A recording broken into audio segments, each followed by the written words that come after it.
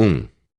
A natureza não se repete jamais. Em consequência, os antropóides dos nossos dias começaram, no meado do período Mioceno, como sucede em todas as gerações cruzadas, a mostrar uma tendência cada vez mais acentuada, à medida que transcorria o tempo, para regressar ao tipo de seu primeiro pai, o gigantesco lêmuro atlante, amarelo e negro. Inútil procurar o elo perdido. Daqui a milhões e milhões de anos, as nossas raças atuais, ou melhor, os seus fósseis, parecerão aos sábios do fim da sexta raça rais como os restos insignificantes de pequenos símios, uma variedade extinta do genus Homo. Os antropóides constituem uma exceção, porque não fazem parte do plano da natureza, mas são o resultado direto de criação feita pelo homem não dotado de mente. Os hindus atribuem origem divina ao símio, porque os homens da terceira raça eram deuses de outro plano, que se haviam tornado imortais, desprovidos de mente. Já nos referimos a este ponto em Isis sem véu, faz 12 anos, com toda a clareza que era então possível, e ali recomendamos ao leitor que, 367, se dirigisse aos Brahmanes, se quisesse inteirar-se dos motivos da consideração por eles dispensada aos símios. Ficaria o leitor sabendo, se porventura o Brahmane o julgasse digno de uma explicação, que o hindu vê no símio que o Manu desejava que ele visse, a transformação de uma espécie mais diretamente relacionada com o da família humana, um ramo bastardo enxertado no tronco antes da perfeição final deste último. Poderia saber ainda que, aos olhos dos pagãos ilustrados, o homem espiritual interno é a coisa, e outra coisa é o seu invólucro terrestre e físico, que é a natureza física, esta grande combinação de correlações de forças físicas, sempre em busca da perfeição, tem que se valer dos materiais que encontra à mão, que ela modela e remodela incessantemente a sua obra, e, coroando-a com o homem, o apresenta como um único tabernáculo digno de receber a projeção do Espírito Divino 416. E, em nota ao pé da página, mencionamos o livro de um sábio alemão, a saber, um sábio hanoveriano publicou recentemente um livro intitulado Eber die Auflockung Trema Sangue der Atendurche Naturliches Ustual, em que demonstra, com muito engenho, que Darwin se equivocou por completo quando sustentou ser o homem descendente do símio, e afirma que, pelo contrário, é o símio que descende do homem. Mostra que, no começo, a humanidade era, moral e fisicamente, o tipo e o protótipo de nossa raça atual e de nossa dignidade humana, por sua beleza de forma, regularidade dos traços, 416-2, Pags. 278-9.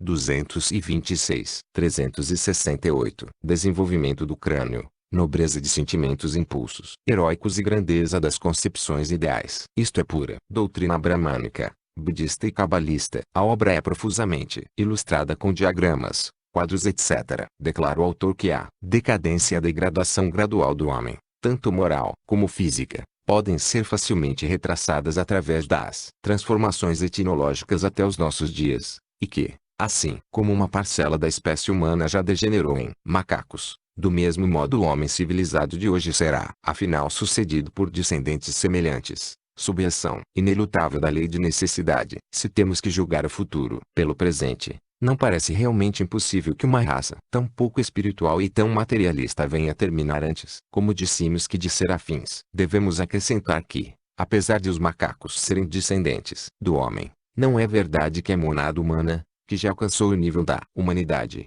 venha de novo a encarnar-se na forma de um animal. O ciclo de metempsicose para a monada humana está encerrado. Uma vez que estamos na quarta ronda e na quinta raça raiz, é oportuno advertirmos o leitor, pelo menos aquele que já leu Esoteric Buddhism, de que as instâncias que se seguem neste no volume seguinte tratam apenas da evolução em nossa quarta ronda. Esta ronda é o ciclo do ponto de inflexão, depois do qual a matéria, tendo chegado ao extremo inferior, enceta o seu caminho para o alto, espiritualizando-se progressivamente em cada nova raça e em cada novo ciclo. Ao estudante importa, pois, ficar atento a fim de não ver contradição. 369. Onde ela não existe, já que, no Esoteric Buddhism, se alude às rondas em geral, quando aqui só nos ocupamos da quarta, ou seja, de nossa ronda presente. Ali se cogitou do trabalho de formação, aqui se cogita do de reforma e de perfeição evolucionária. Finalmente, para concluir esta digressão, ocasionada por diversas concepções errôneas,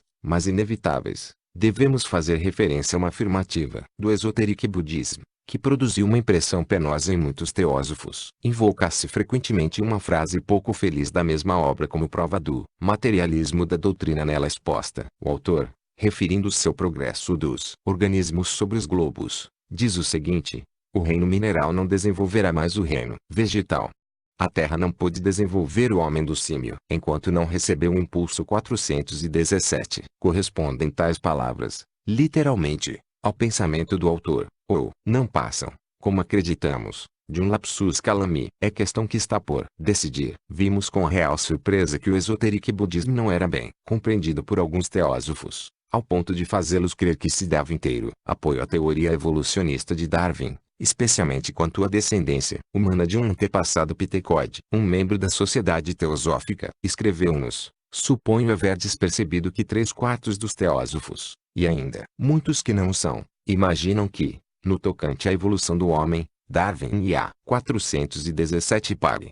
48, 370. Teosofia estão de acordo. Tal coisa não ocorre. Nem o esoteric budismo pretendeu dizê-lo. Estamos certos. Repetidas vezes se afirmou que a evolução, conforme ensinada por Manu e Kapila, era a base das doutrinas modernas. Mas, nem o ocultismo nem a teosofia sustentaram jamais as teorias inconsistentes dos darwinistas atuais, e muito menos a descendência simiesca do homem. Voltaremos ao assunto mais adiante. Bastará, porém, consultar a página 47 da obra mencionada, para ler ali que o homem pertence a um reino inteiramente distinto do reino animal. Depois de uma afirmação assim tão clara e inequívoca, é de estranhar que estudantes atentos se deixassem induzir a semelhante erro, a não ser que tivessem a intenção de acusar de grosseira contradição o autor. Cada ronda repete em escala mais elevada o trabalho evolucionário da ronda precedente e, salvo para alguns antropóides superiores, a que já nos referimos, o impulso monádico ou evolução interna se deteve. Até o próximo Manvantara. Não será demais insistir em que as mônadas humanas que atingiram pleno desenvolvimento devem passar a outras esferas de ação, antes que a nova massa de candidatos surja neste globo ao iniciar-se o ciclo seguinte. Há, deste modo, um período de pausa, e é por isso que, durante a quarta ronda, o homem aparece na Terra antes de toda a criação animal, conforme explicaremos oportunamente. Apesar disso, tem-se propalado que o autor do esoteric budismo sustentou o darwinismo. Sem dúvida, algumas passagens do livro parecem autorizar esta conclusão. Além disso, os próprios ocultistas mostram-se dispostos a 371 reconhecer alguma exatidão na hipótese darwinista, no que concerne a certas minúcias de leis secundárias da evolução após o meado da quarta raça. Do que aconteceu, nada pode a ciência saber de positivo, pois assuntos que tais permanecem de todo fora de sua esfera de investigação. Mas o que os ocultistas jamais admitiram, nem admitirão, é que o homem tenha sido um siminesto em qualquer outra ronda, ou que tal fosse possível, por maior que seja a semelhança entre o corpo humano e o do macaco. Confirmo a mesma fonte autorizada de onde o autor do esoteric budismo recolheu as suas informações. Assim, a todos aqueles que põem diante dos olhos dos ocultistas estas linhas do livro citado, basta isto para mostrar que podemos razoavelmente conceber, e o devemos, se de algum modo desejamos falar destes assuntos, um impulso de vida que dá nascimento às formas minerais como sendo da mesma natureza do impulso cuja função é elevar uma raça de símios a uma raça de homens rudimentares. 418. A todos esses, repetimos, que citam a passagem ora transcrita como indicativa de uma tendência definida para o darwinismo, respondem os ocultistas com a própria explicação do Mestre do Senhor Sinet, que certamente teria retificado aquelas palavras se escritas fossem com o espírito que se lhes atribui. A autora da presente obra foi enviada, há 2 anos, 1886, juntamente com outras, uma cópia da Carta do Mestre, com observações adicionais para serem usadas na elaboração de A Doutrina Secreta. 418 pare. 46, 372. A carta principia considerando as dificuldades que se deparam ao estudante ocidental para conciliar alguns fatos dados a conhecer anteriormente com a evolução do homem pelo animal, ou seja, dos reinos mineral, vegetal e animal. Recomenda ao estudante que se guie sempre pela doutrina da analogia e da correspondência. Alude em seguida ao mistério dos devas e dos deuses, que devem passar por estados que se convencionou chamar de mineralização, ervação, zoneação e, finalmente, encarnação, e explica Usando palavras veladas, há necessidade de haver casos de malogro até mesmo entre as raças etéreas de Anshans. São estas as suas palavras a tal respeito.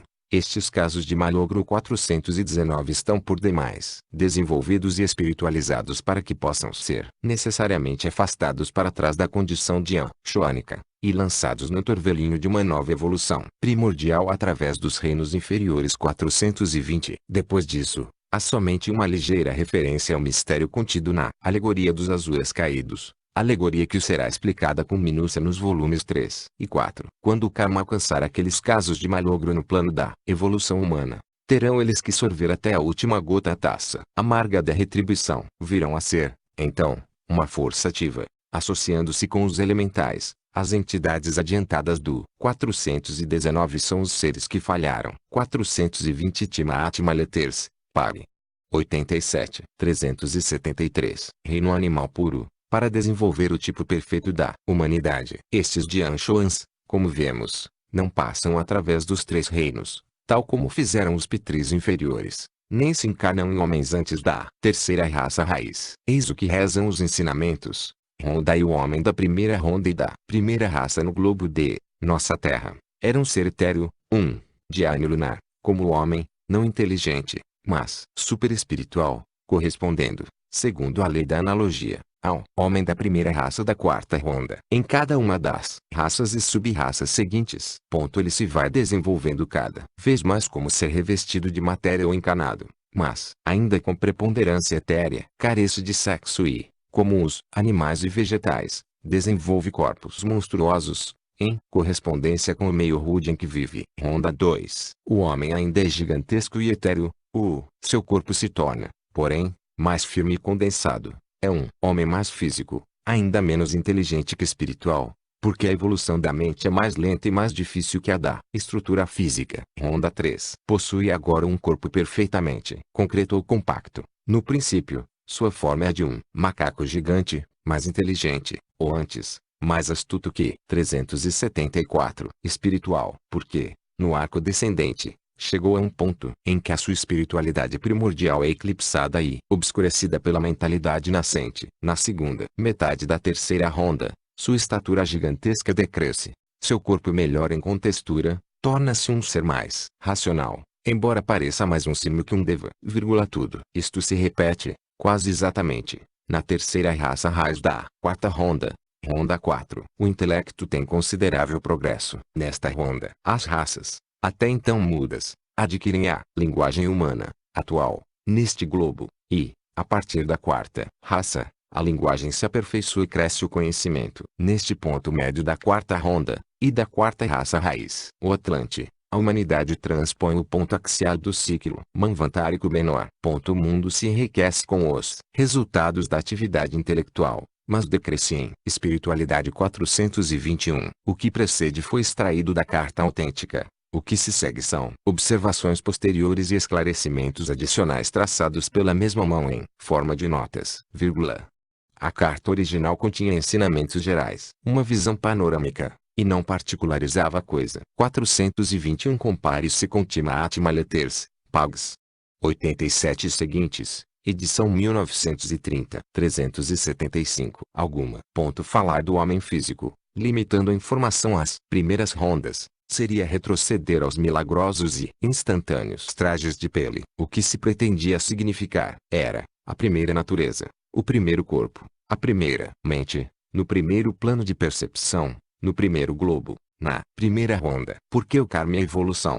Reuniram em nossa estrutura extremos sobremodo estranhos, de naturezas diferentes 422, que a maravilha se entrelaçam, interpretai. Alcançou ele agora o ponto, por analogia, e como na terceira raça raiz da quarta ronda, em que sua espiritualidade primordial, a do homem-anjo, é eclipsada e obscurecida pela nascente mentalidade humana, e tereis a versão verdadeira. Aí estão as palavras do mestre, o texto, as frases e as notas explicativas.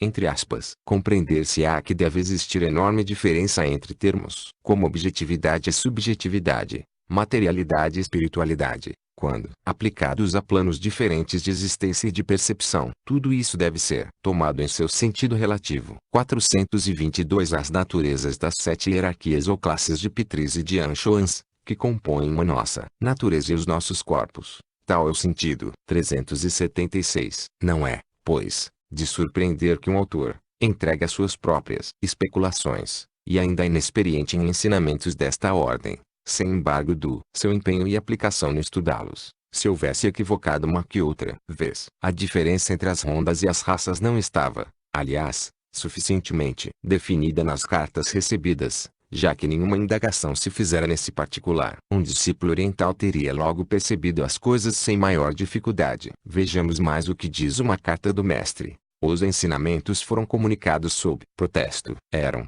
por assim dizer, artigos de contrabando. I. Quando fiquei somente com um dos correspondentes, o outro, senhor, havia de tal modo confundido as cartas que pouco me era possível dizer, sem ir além da área permitida. Os teósofos a quem isso possa interessar entenderão o que tais palavras significam. Fica assim positivado que as cartas nada continham que autorizasse o acerto de haver a doutrina oculta alguma vez ensinado, ou qualquer adepto perfilhado, a não ser talvez metaforicamente, a absurda teoria moderna de que o homem descende de um antepassado simiesco, um antropóide da espécie animal de nossos dias. Ainda hoje há, no mundo, mais homens parecidos com macacos do que, nas selvas, macacos parecidos com homens. Na Índia o símio é tido em conta de sagrado porque sua origem é bem conhecida dos iniciados, posto que oculta sob o denso véu da alegoria. Hanuman é filho de Pavana Vayu, o deus do vento, com Anjana, mulher do monstro Kesari, variando, contudo, a sua genealogia. 377. 1. Leitor, tendo presente este pormenor, encontrará no volume 2 e 4, Passim, a explicação completa de tão interessante alegoria. Os homens da terceira raça, os que se separaram, eram deuses por sua espiritualidade e pureza, embora desprovidos de razão e de mente humana. Esses homens da terceira raça, antepassados dos Atlantes, eram precisamente gigantes tão parecidos com símios e tão desprovidos de razão e de intelecto como aqueles seres que representaram a humanidade da terceira raça. Moralmente irresponsáveis, os homens da terceira raça, mantendo relações antinaturais com espécies animais inferiores a eles, deram origem àquele elo perdido que, em épocas posteriores, no período terciário somente, veio a ser o remoto antepassado do verdadeiro símio, tal qual o conhecemos hoje na família Pithecode. Se parecer que isso colide com a afirmação de que o animal é posterior ao homem, lembraremos ao leitor que esta referência deve entender-se como restrita aos mamíferos placentários. Naqueles remotos tempos existiam animais como a zoologia atual nem sequer pode imaginar, e os modos de reprodução não eram idênticos aos conhecidos pela fisiologia moderna. Não será talvez conveniente tratar destes assuntos publicamente, mas não há contradição nem impossibilidade no que ora enunciamos. Em suma, os primeiros ensinamentos, por mais vagos, fragmentários e insuficientes que tenham sido, absolutamente não apoiavam a tese de que o homem proviesse do macaco. Nem o autor do Esoteric Budismo diz coisa diferente em seu livro, pelo menos em termos precisos. Aconteceu apenas que as suas tendências científicas o induziram a servir-se de palavras que poderiam dar aso àquela interpretação. O homem que precedeu a quarta raça, a Atlante, apesar da semelhança que pudesse fisicamente aparentar com um símio gigantesco. 378. Arremedo de homem não dotado de vida humana, era, ainda assim, um ser que falava e que pensava. A raça Lemuro-Atlante era altamente civilizada, e, a aceitarmos a tradição, que como história mais exata que a ficção especulativa que hoje passa com esse nome traço, a sua civilização alcançou um grau superior ao nosso. Não obstante toda a ciência e todo o mal formado progresso dos nossos dias, queremos referir-nos especificamente aos Lemuro-Atlantes do fim da terceira raça. E agora é tempo de voltarmos às instâncias. Instância vi. Continuação. 5. Na quarta. A. 423. Os filhos recebem a ordem de criar suas margens. 1/3 recusa-se. 2/3 424 obedecem. A maldição é proferida. B. Nascerão na quarta 425. e sofrerão e causarão sofrimento. É a primeira guerra. C. O significado completo deste sloka não pode ser bem compreendido, senão depois de lidas as explicações minuciosas e complementares que figuram na parte relativa à antropogênese e respectivos comentários, nos volumes 3 e 4. Entre o mesmo sloka e o precedente largos períodos se passaram, vendo-se agora o despontar da aurora de um novo Evo. O drama que se desenrola em nosso planeta está no início de seu quarto ato, mas, para aprender melhor e mais claramente toda a representação, mister se faz que o leitor retroceda um pouco, antes de prosseguir, porque este versículo pertence à cosmogonia geral exposta nos volumes arcaicos, ao passo que os volumes 3 e 4 darão um relato. 423 Quarta ronda, ou revolução da vida e do ser em torno das 7 rodas menores. 424 Duas terças partes. 425 Quarta raça. 379 Pormenorizado da criação, ou, mais propriamente, da formação dos primeiros seres humanos, seguidos pela segunda humanidade e depois pela terceira, a saber, a história das raças raízes primeira, segunda e terceira, conforme a denominação usual. Assim como a Terra começou por ser uma esfera de fogo, líquido e poeira ígnea, e seu fantasma protoplasmático, também o homem passou por fases análogas. Com base na autoridade dos comentários, dá-se a palavra quarta U, significado de quarta ronda. Mas tanto pode significar a quarta ronda como a quarta eternidade, e ainda o nosso quarto globo. Pois, como teremos ocasião de mostrar mais de uma vez, este último é a quarta esfera do quarto plano, ou seja, do plano mais inferior da vida material. De modo que nós estamos na quarta ronda, em cujo ponto médio deve ocorrer o equilíbrio perfeito entre o espírito e a matéria. Como veremos, foi neste período, durante o apogeu da civilização, do conhecimento e da intelectualidade humana da quarta raça, Atlante, que a crise final do ajustamento fisiológico espiritual das raças levou a humanidade a ramificar-se em dois caminhos diametralmente opostos, a via da mão esquerda e a via da mão direita do conhecimento ou vidia, conforme diz o comentário. Assim foram semeados naqueles dias os germes da magia branca e da magia negra. As sementes permaneceram latentes por algum tempo,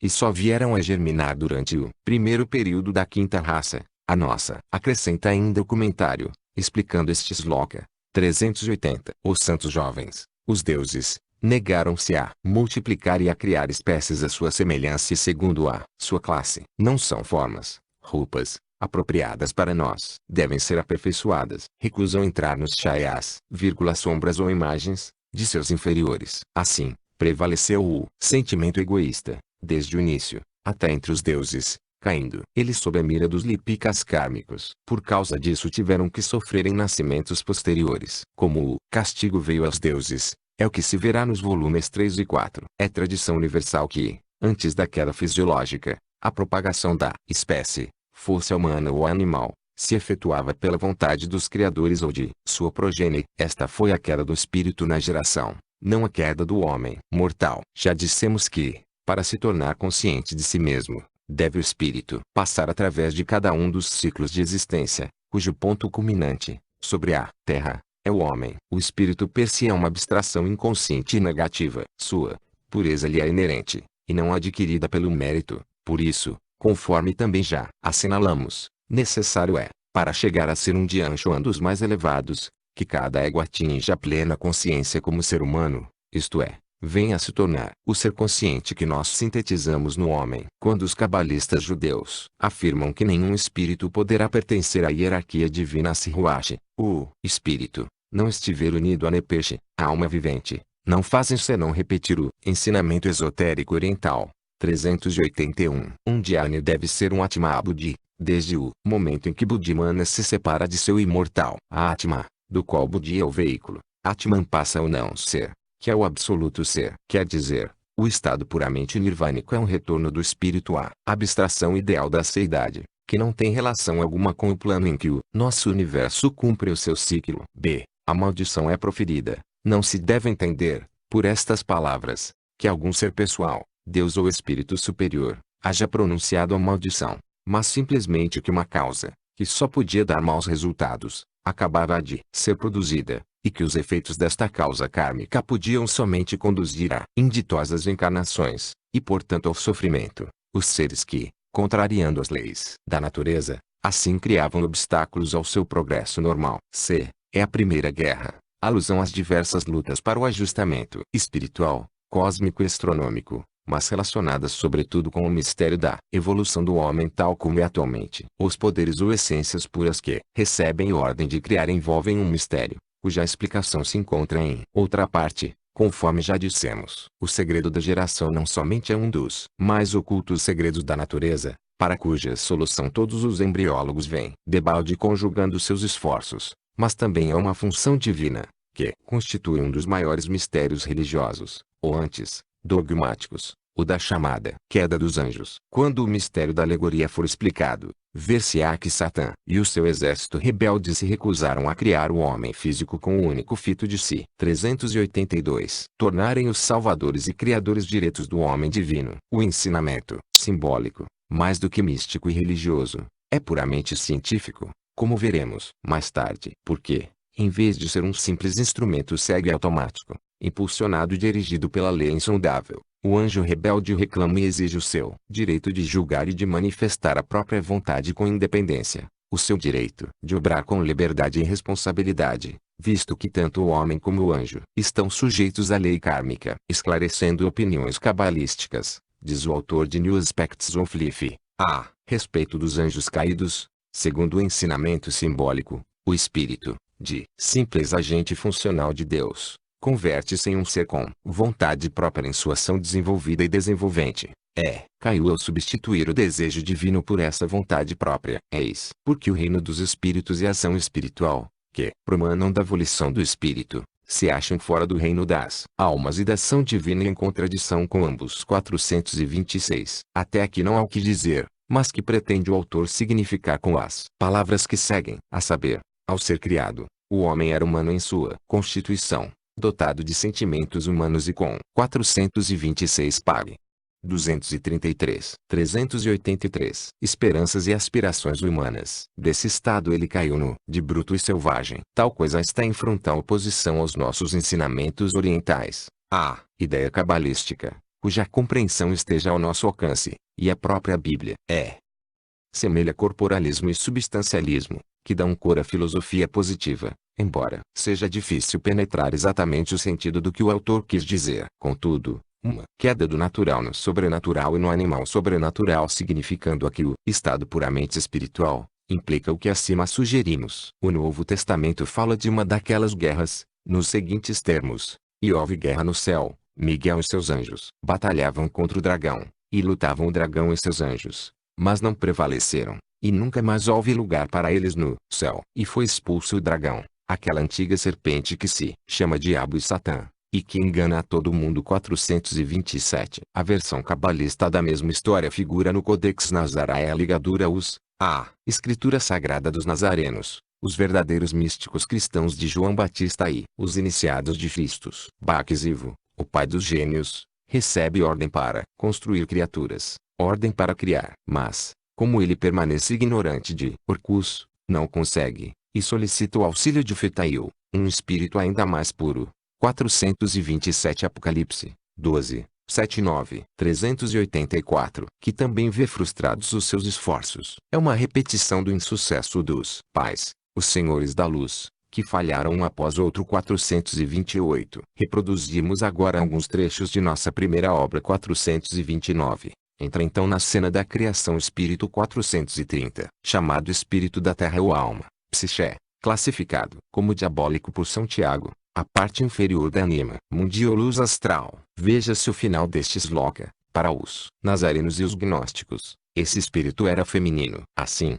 o espírito da terra, percebendo que, por causa de Fetail 431, o mais novo dos homens, o último, o resplendor havia mudado, e que em lugar de resplendor existiam decadência e ruínas, desperta o Carabitanos 432, que estava louco, privado de razão e juízo, e lhe diz: levanta-te e observa. Como o resplendor, a luz, do homem novíssimo, Fetail, não vingou na sua tentativa de criar ou produzir o homem, a diminuição deste resplendor é visível. Levanta-te, vem com tua mãe, o espírito, e liberta-te dos limites que te escravizam, limites ainda mais vastos que os do mundo inteiro. Segue-se, depois, a união da matéria louca e cega, guiada pelas insinuações do espírito, não o sopro divino, mas o espírito. 428 Veja-se o volume 3, Sloka 17. 429 Existe sem véu, I. 299-300. Compare-se também com Dunlap, Sod, Tyson of Timan, Pags 51 e seguintes. 430 Baseado na autoridade de Irineu, de Justino Mártir e do próprio Codex, Dunlap mostra que os nazarenos viam no espírito um poder mal feminino, em suas relações com a terra. E 431 Fetaio é idêntico à coorte dos Petris que criaram o homem como um cascão apenas. Era entre os nazarenos o rei da luz e o criador, mas aqui é o desditoso Prometeu, que não logra apoderar-se do fogo vivente necessário à formação da alma divina, pois ignora o nome secreto, o nome inefável e incomunicável dos cabalistas. 432 De espírito da matéria e concupiscência, Kama Rupa menos manas, e mente. 385 Astral, que, por sua dupla essência, já se acha impregnado de matéria, e, sendo aceito o oferecimento da mãe, o espírito concebe as 7 figuras e os 7 astros, planetas, que também representam os 7 pecados capitais, produto de uma alma astral separada de sua origem divina. O espírito é da matéria, o demônio cego da concupiscência. Vendo isto, Fetaio estende a mão para o abismo da matéria e diz que exista a terra, assim como existiu a mansão dos poderes, e, imergindo a mão no caos, ele o condensa e cria o nosso planeta. Relata depois o Codex como Baax vivo foi separado do espírito, e os gênios ou anjos, dos rebeldes. 433 Então Mano 434, o maior, que mora com o Supremo Fero, chama Quebarzivo, conhecido também pelo nome de Nebat, Lavarbar Lufim, o timão e a vinha do alimento da vida. 435, sendo ele a terceira vida, e, compadecendo-se da sorte dos insensatos gênios rebelados, por sua desmedida ambição, diz, Senhor dos gênios. 436 A é a ligadura Onis, vê o que fazem os gênios, os anjos rebeldes, e o que estão maquinando. 437 Respondem eles, façamos surgir o mundo e chamemos os poderes a. 433 Codex Nazara é a ligadura Us, 2. 233. 434 Este Mano dos Nazarenos se parece de modo estranho com o Manu dos hindus, o homem celeste do Rigveda. 435 Eu sou a verdadeira vinha e meu pai é o lavrador. João 15. 1. 436 Para os gnósticos, Cristo, assim como Miguel, que lhe é idêntico sob certos aspectos, era o chefe dos a ligadura Ones.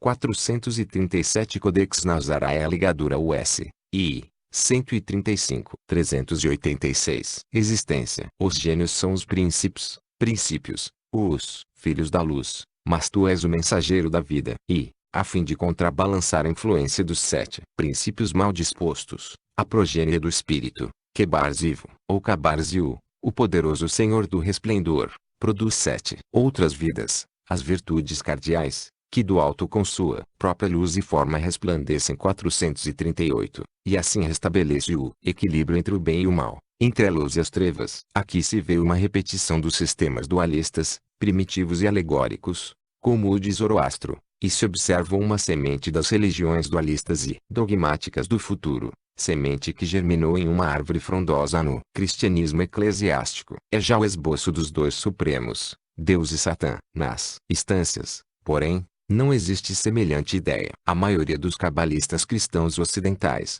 e principalmente Elipas, Leve, em seu afã de conciliar as ciências ocultas com os dogmas da Igreja, empenharam-se ao máximo para que a luz astral não fosse considerada senão como o pleroma dos primitivos padres da Igreja, a morada da legião dos anjos caídos, dos arcontes e dos poderes. Mas a luz astral, embora não seja mais que o aspecto inferior do absoluto, é sempre dual. É anima mundi, e não deve jamais ser encarada de outra forma, exceto para fins cabalísticos. A diferença entre sua luz e seu fogo vivente deve sempre estar presente ao espírito do vidente e ao do psíquico, o aspecto superior dessa luz, sem o qual só se podem produzir. 438 Veja-se a cosmogonia de Ferecides. 387 Criaturas de matéria. É o fogo vivente, seu 7º princípio. Em Isis sem véu, fizemos-lhe uma descrição completa, nestes termos. A luz astral ou anima mundi é dual e bissexual. A parte masculina, ideal, é puramente divina e espiritual, é a sabedoria, é o espírito ou purusha, ao passo que a parte feminina, O espírito dos nazarenos está, em certo sentido, contaminado pela matéria. Em verdade é matéria, e já é, portanto, o mal. Ela é o princípio vital de toda criatura vivente. É, da alma astral, o perispírito fluídico, a homens, animais, pássaros do ar e tudo que vive. Os animais trazem em si apenas o germe latente da alma imortal superior. Esta última só se desenvolve após uma série de evoluções inumeráveis. A doutrina de tais evoluções está resumida no axioma cabalístico. A pedra se torna planta, a planta se converte em animal, o animal em homem, o homem em espírito, e o espírito em um. Deus 439. Os 7 princípios dos iniciados orientais não estavam ainda explicados quando escrevemos o livro Isis sem véu, e só as 3 faces da cabala semi-esotérica é que foram objeto de comentário 440. Estas informações, porém, contém a descrição das naturezas místicas do primeiro grupo de Dian-Shoans no regime Ignis, a região e a lei, o governo, do fogo, grupo que se divide em 3 classes, 439 e 301, nota 440 constam, porém, do livro dos números caldeus 388, sintetizadas pela primeira, o que perfaz 4 on Tetractis 441. Estudando atentamente os comentários, ver-se-á a mesma progressão nas naturezas angélicas, a saber, descendo do estado passivo ao ativo, os últimos destes seres, achando-se tão próximos do elemento Ankara, a região ou plano em que o reconhecimento da própria individualidade, ou sentimento do eu sou eu, começa a definir-se, quanto os primeiros o estão da essência não diferenciada. Este era com acento circunflexo pá, incorpóreo, aquele, RU com acento circunflexo pá, corpóreo. No segundo volume de Isis sem véu 442, os sistemas filosóficos dos gnósticos e dos primitivos judeus cristãos, os nazarenos e os ebionitas, foram devidamente considerados. Tais sistemas continham as opiniões correntes naqueles dias, fora do círculo dos judeus mosaicos, a respeito de Jeová. Este era identificado por todos os gnósticos mais como o princípio do mal do que como o do bem. Para eles, era Ildabaoth, o filho das trevas, cuja mãe, Sofia Shammot, era filha de Sofia, a sabedoria divina, o Espírito Santo feminino dos primeiros cristãos. A caixa. Sofia Shammot personificava a luz astral inferior, o éter. A luz astral se encontra na mesma relação para com a caixa e anima mundi que Satã para com a divindade. São a mesma coisa vista sob 2 aspectos, o espiritual e o psíquico, o liame superetéreo de conexão entre a matéria e o espírito puro, e o físico. 443. Ildabaoth é um nome composto de Ilda, filho, Baoth, este proveniente de um ovo, e caos, vazio ou desolação, significa o filho nascido no ovo do caos, como Brahma. Ildabaoth ou Jeová é, pois, simplesmente um dos Elohim, os 7 espíritos criadores, e um dos Sepirot inferiores. Ele produz de si mesmo com outros deuses, espíritos. 441. Veja-se o comentário à estância 7. 442 2. 183 e Segs. 443 sobre a diferença entre nós, a sabedoria divina superior, e psiche, a inferior e terrestre. Veja-se São Tiago, 3, 15 e 17. 389. Estelares ou os antepassados lunares. 444. O que é a mesma coisa. 445. Todos são os espíritos da face, a sua própria imagem, os reflexos uns dos outros, que se tornam cada vez mais sombrios e materiais à medida que se distanciam da fonte original. Também habitam 7 regiões dispostas à maneira de uma escada, cujos degraus representam a descida e a ascensão do espírito e da matéria. 446. Entre pagãos e cristãos, entre hindus e caldeus, e tanto para os gregos como para os católicos romanos, com ligeiras variantes na interpretação dos textos, todos eles eram os gênios dos 7 planetas, assim como das 7 esferas planetárias de nossa cadeia setenária, no qual a Terra ocupa ponto inferior. Isto relaciona os espíritos estelares e lunares com os anjos planetários superiores e com os Saptashis, os 7 rishis das estrelas, dos hindus como anjos e mensageiros. Subordinados a estes rishis, emanações, em escala decrescente, dos primeiros. Tais eram, segundo a opinião dos filósofos gnósticos, o Deus e os arcanjos que os cristãos adoram atualmente. Os anjos caídos e o mito da guerra nos seus são, portanto, de origem puramente paga, e vieram da Índia, através da Pérsia e da Caldeia. O cânon cristão apenas uma única vez os menciona, e é no Apocalipse 12, conforme dissemos em páginas anteriores. Desse modo, Satã, deixando de ser considerado como espírito supersticioso, dogmático e antifilosófico das igrejas, passa a ser a imagem grandiosa de quem fez do homem terrestre um homem divino, de quem outorgou ao homem, por toda a longa duração do Mahakalpa, a lei do espírito de vida, e o libertou do pecado da ignorância, e, portanto, da morte. 444 A relação de Jeová com a lua, na Cabala, é bastante conhecida dos estudantes. 445 Sobre os nazarenos, veja-se Isis sem véu. 2. 131-2 Os verdadeiros discípulos do verdadeiro Cristo eram todos nazarenos e cristãos, e foram o oposto dos cristãos que vieram depois. 446 Veja-se o diagrama da cadeia lunar de 7 mundos, na qual, como em nossa cadeia em toda e qualquer outra, os mundos superiores são espirituais, ao passo que o mais inferior, seja a Lua, a Terra, ou qualquer outro planeta, é obscurecido pela matéria. 396 As rodas mais antigas giravam para baixo e para cima. Os frutos da mãe enchiam todo. 447 Houve combates renhidos entre os criadores e os destruidores, e combates renhidos pelo espaço, aparecendo e reaparecendo a semente continuamente.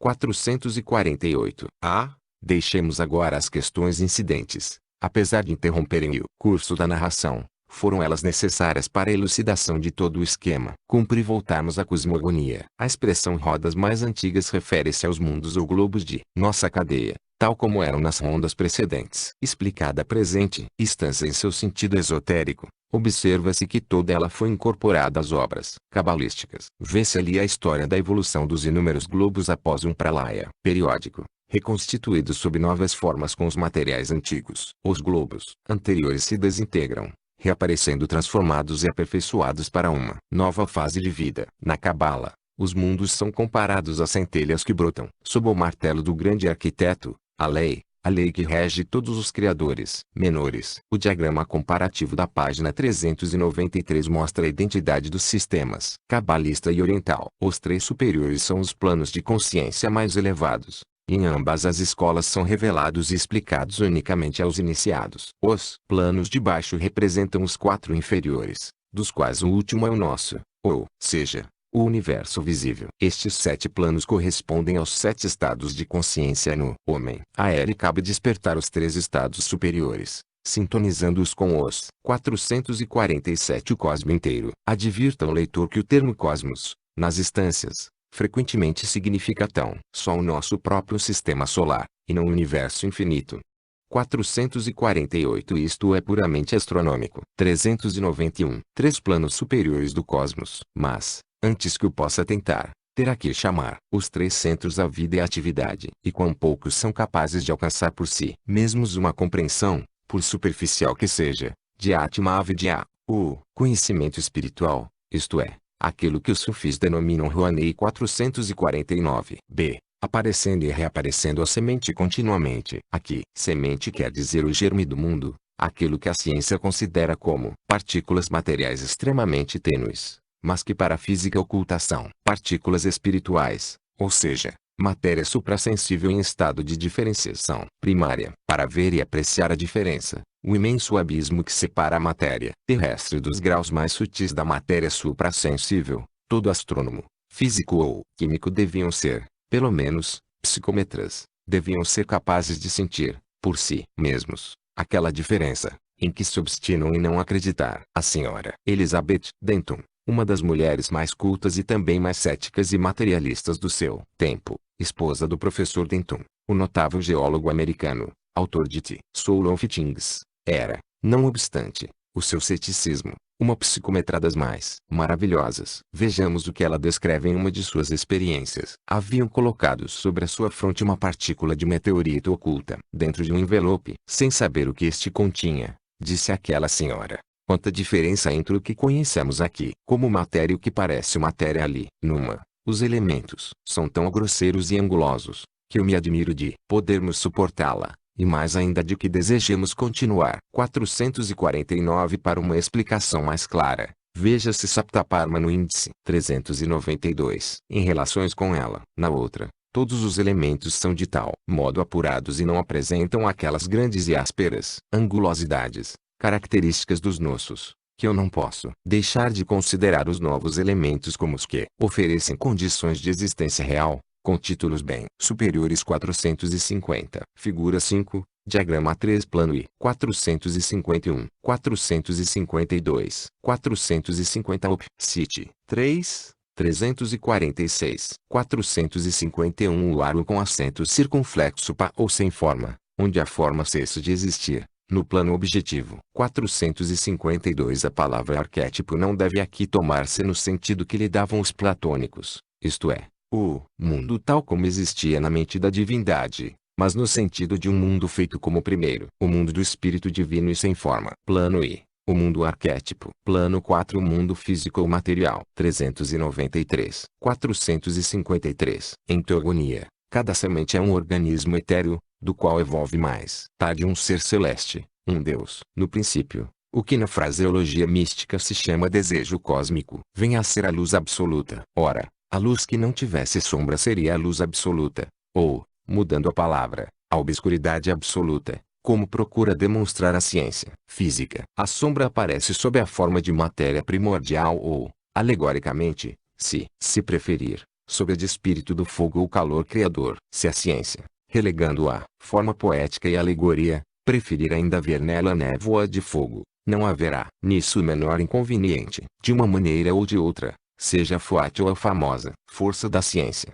força tão difícil de definir e descrever como o nosso próprio forte traço. Aquele algo é o que determina o movimento circular do universo. No dizer de Platão e segundo o ensinamento oculto, o Sol central faz com que Foate aglutine a poeira primordial em forma de globos, que os impulsione a mover-se em linhas convergentes, e finalmente, que os aproxime uns dos outros, reunindo-os, disseminados pelo espaço, sem ordem nem sistema. Os germes do mundo entram em frequentes colisões antes da junção final, e depois se convertem em vagabundos. Cometas. Então começam os combates e as lutas. Os mais antigos corpos atraem os mais jovens, enquanto outros os repelem. Muitos sucumbem devorados. Modelo, para ser seguido e melhorado pelos mundos que lhe sucedessem fisicamente, embora decrescentes em pureza.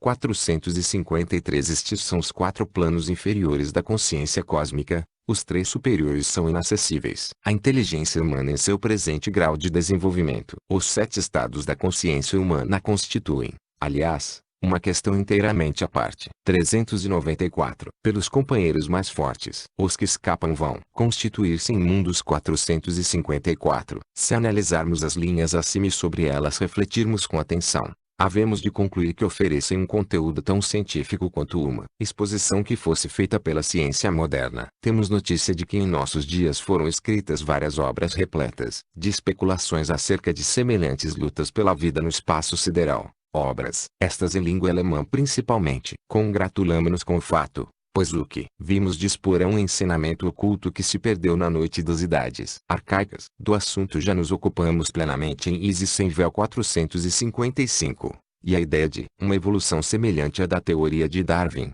sobre a luta pela vida e pela supremacia, e sobre a sobrevivência dos mais aptos, tanto entre as legiões do alto como entre as legiões de baixo, transparece ao longo de todas as páginas de nossa primeira obra, escrita em 1876. Mas a ideia não é nossa, pertence à antiguidade. Os escritores purânicos entremearam com engenho as alegorias com os fatos cósmicos e os acontecimentos humanos. Um simbologista pode discernir as alusões, ainda quando não consiga penetrar-lhes o sentido. As grandes guerras nos céus, nos Puranas, a dos titãs, em Hesíodo e outros escritores clássicos, as lutas entre Osíris e Tifon, no mito egípcio, e até mesmo as que figuram nas lendas escandinavas, todas se referem a tema idêntico. Na mitologia do norte, outra não. É a significação da Batalha das Chamas, do combate dos filhos de Muspel no campo de Uigred. 454 Livro de Dzyan. 455 Veja-se o índice,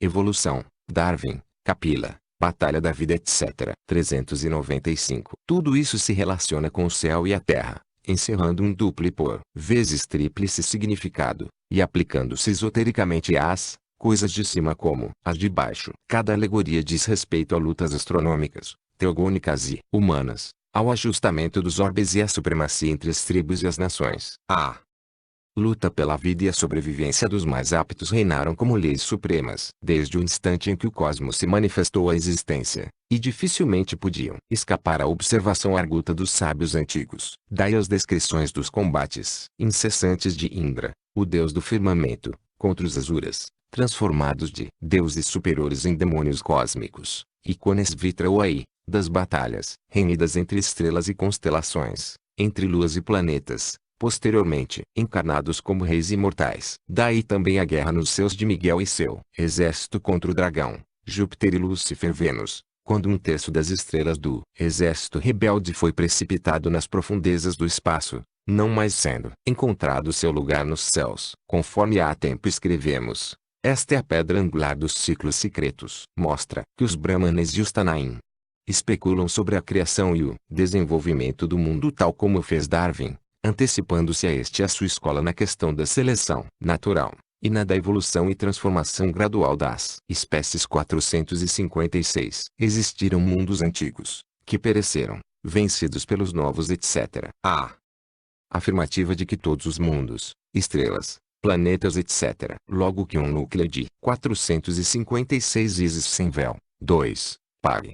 260. 396. Substância primordial em estado laia, indiferenciado, e animado pelos princípios em liberdade de um corpo sideral que acaba de morrer, foram primeiramente cometas, e depois sóis, esfriando a seguir e convertendo-se em mundos habitáveis. É um ensinamento tão antigo quanto os rishis. Vemos, assim, que os livros secretos ensinam uma astronomia que a própria especulação moderna não desprezaria, se fosse capaz de compreender inteiramente aqueles ensinamentos. Porque a astronomia arcaica e as ciências físico-matemáticas de antanho expressavam ideias idênticas às das ciências de nossos dias, e por vezes muito mais importantes. A luta pela vida e a sobrevivência dos mais aptos, assim nos mundos superiores como em nosso planeta, eram princípios claramente expostos. Mas tais ensinamentos, ainda quando não sejam de todo repudiados pela ciência, não serão certamente aceitos em seu conjunto, pois sustentam que só há 7 deuses primordiais,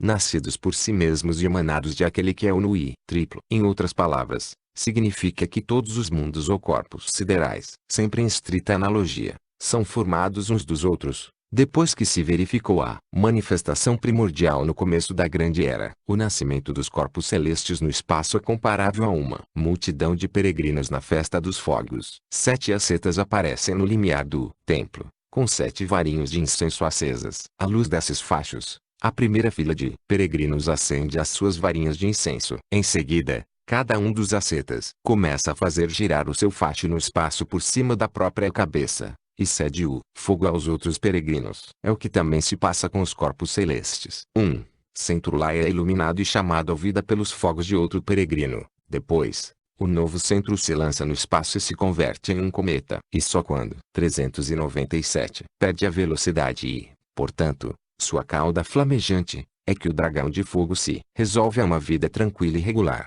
como um cidadão respeitável da família sideral. Assim está escrito: nascido nos abismos insondáveis do espaço, do elemento homogêneo chamado alma do mundo, cada núcleo de matéria cósmica, lançado subitamente à existência, inicia sua vida em circunstâncias as mais hostis. Ao longo de uma série de incontáveis idades, tem que conquistar por si mesmo um lugar no infinito. Corre em círculos, entre corpos mais densos e já fixos, movendo-se por impulsos súbitos, dirige-se para algum ponto ou centro que o atrai, procurando evitar, qual navio metido em uma estreita passagem semeada de recifes e escolhos, outros corpos que, por sua vez, o atraem e repelem. Muitos desses núcleos sucumbem, desintegrando-se no meio de outras massas mais fortes, e, se nasceram dentro de um sistema planetário, desaparecem tragados pelos ventres insaciáveis dos sóis. Os que se movem mais lentamente, seguindo numa trajetória elíptica, estão condenados ao aniquilamento, mais cedo ou mais tarde. Outros, movendo-se em curvas parabólicas, escapam geralmente à destruição, graças à sua velocidade. Alguns leitores de espírito mais crítico imaginarão talvez que este ensinamento, segundo o qual todos os corpos celestes passaram pela fase 398 cometária, se acha em contradição com a afirmativa anterior de que a Lua é a mãe da Terra. Supõe provavelmente que só a intuição é capaz de conciliar as duas informações. Em verdade, porém, não se faz mister a intuição. Que sabe a ciência? Em relação aos cometas, sua gênese, crescimento e destino final? Nada. Absolutamente nada. E que há de tão impossível na ideia de que um centro laia, um núcleo de protoplasma cósmico, homogêneo e latente, ao ser animado ou inflamado subitamente, se projete de sua posição no espaço, para girar em torvelinho através dos abismos insondáveis, com a finalidade de robustecer o seu organismo homogêneo, mediante a acumulação e adição de elementos diferenciados. E porque um cometa semelhante não poderia desse modo vir a fixar-se,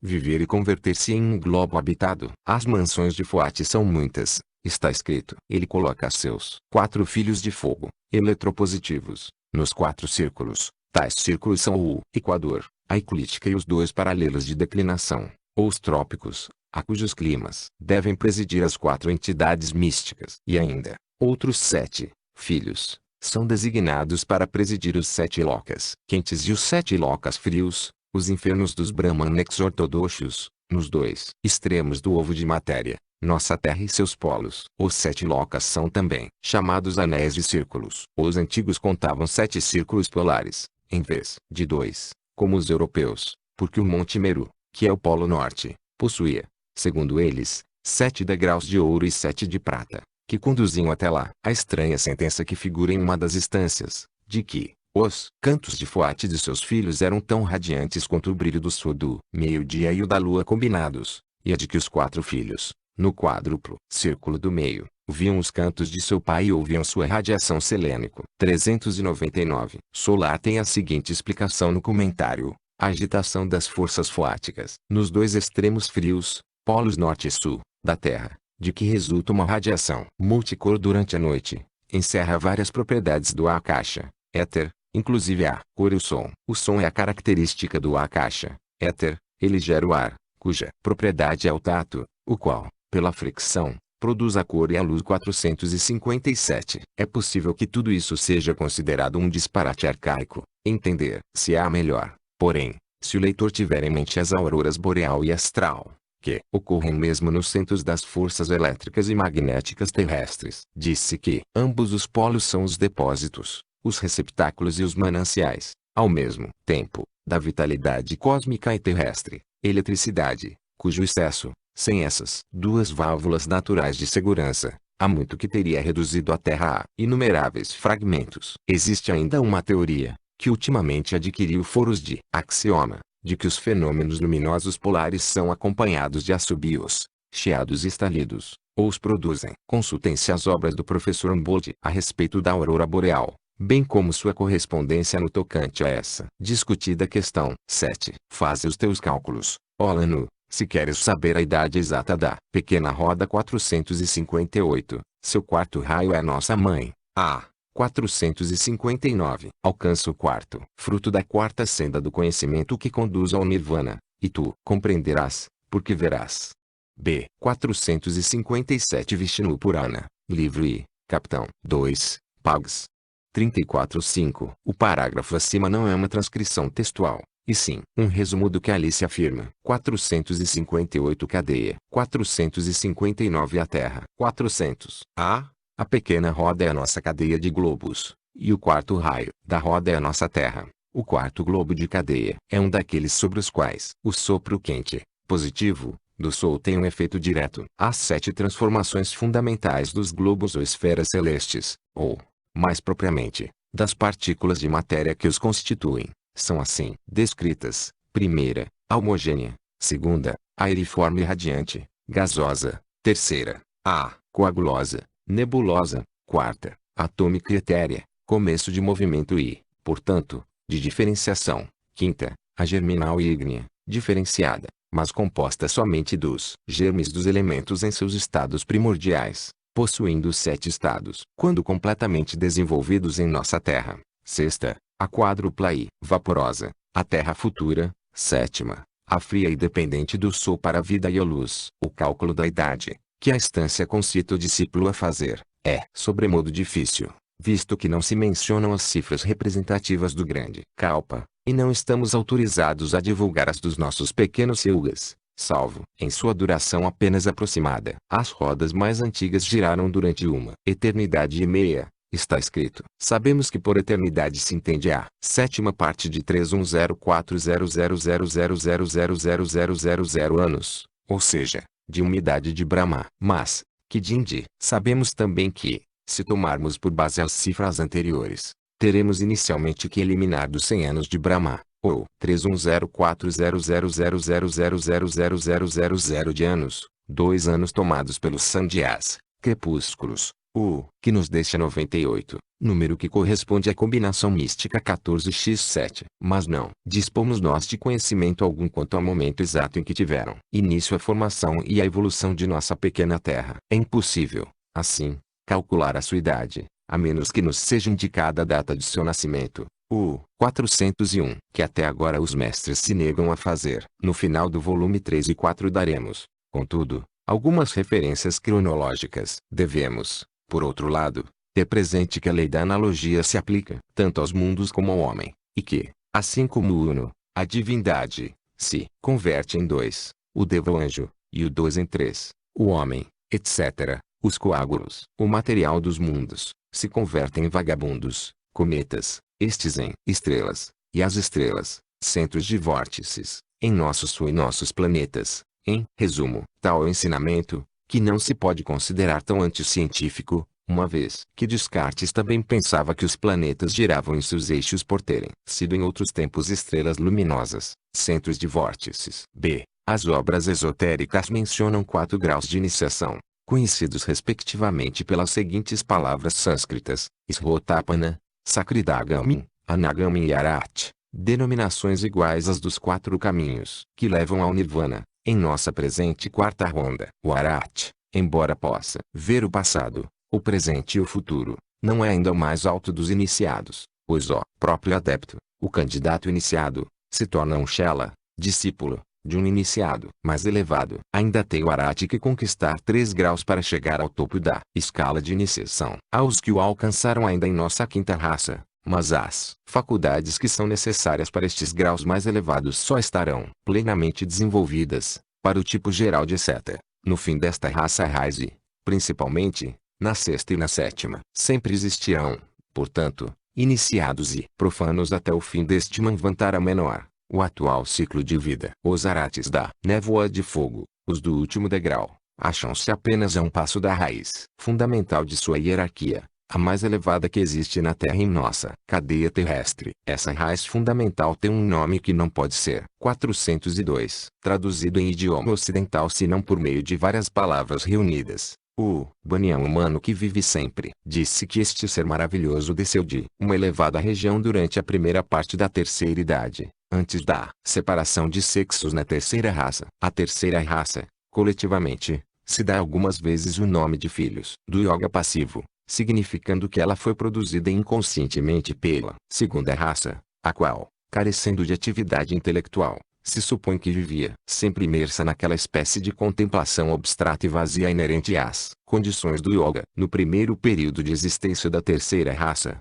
quando ainda em estado de pureza traço, os filhos da sabedoria que se encarnaram nessa raça, conforme adiante veremos, criaram, pelo poder de Kriyashakti, uma geração denominada filhos de Abu da Névoa, filhos da vontade da yoga etc. Tratava-se de uma progênie consciente, porque uma parcela da raça já se achava animada pela centelha divina de uma inteligência espiritual e superior. Essa progênie não constituía uma raça. O primeiro foi um ser maravilhoso, chamado o Iniciador, seguindo-se um grupo de seres semi-humanos e semidivinos, eleitos, na Gênese arcaica, para tarefas especiais. Disse que neles se encarnaram os mais elevados Dhyanis, Munis e Rishis de Manvantaras anteriores, para formar o seminário de adeptos humanos do futuro, sobre a Terra e durante o presente ciclo. Os filhos da vontade e da yoga, nascidos, por assim dizer, de uma forma imaculada, estavam, segundo se explica, inteiramente à parte do resto da humanidade.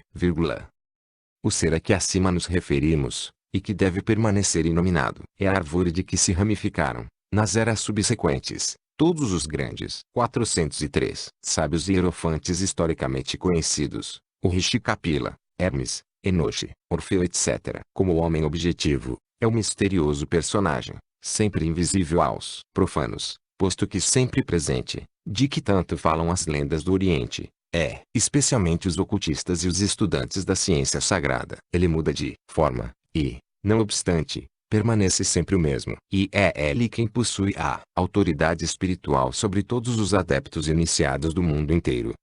Como já dissemos, o Inominado, muito embora sejam muitas as denominações que possui, o seu nome e sua natureza são desconhecidos. É o Iniciador, e o chamam a Grande Vítima, porque, sentado no umbral da luz, ele a contempla do círculo de trevas em que se encontra e que não quer transpor, e não deixará o seu posto, senão no último dia deste ciclo de vida. Porque permaneço vigilante e solitário no posto que escolheu, porque continua sentado junto à divisa da fonte da sabedoria primordial, em que não precisa de sedentar-se, visto que nada tem a aprender, que já não sabia, assim na terra como no céu. É porque os solitários peregrinos, cujos pés sangram em seu regresso à pátria, jamais estão seguros, até o derradeiro instante, de não errar o seu caminho neste deserto sem limites de ilusão e de matéria, a vida terrestre. É porque ele deseja mostrar, a cada um dos prisioneiros que conseguiram libertar-se dos laços da carne e da ilusão, o caminho que conduz àquela região de liberdade e de luz,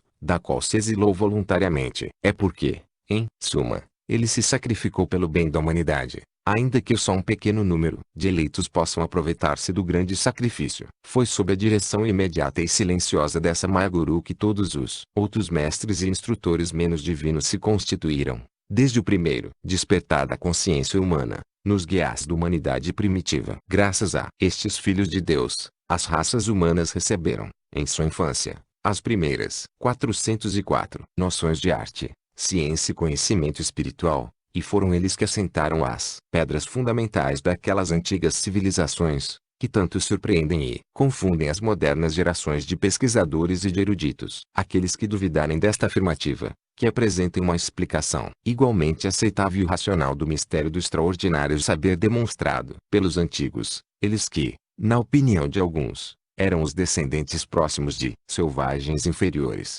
semelhantes a animais, os homens das cavernas da época,